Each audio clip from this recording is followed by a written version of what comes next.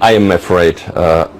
I have been afraid the first time, the second time, the third time. I'm every time afraid. My wife is even more afraid.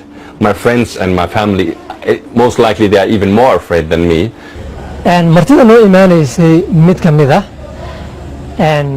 filaanu ka soo baxayay xamar waxbaa ka dhacay waliba iyagoo meeshan degan ayaa hotel la weeraray hotelkii miduu yahay lama yaqaano dadkiina way maqleen ay ka soo tageen marka way soo wacayeen qaar baa soo socday marka oo isla halkan u soo socdo markaas qaarna way joogeen marka mid ka mid ah ayaa xaaskiisa waxay ku tiri ii dhaaro inaadan soo dhimanin dad Muqdisho tagto safarka inaad ku soo dhimanayna haddii kala soo dhimanay ma baxaysid sillä tavalla kun siellä pommit paukkuu ja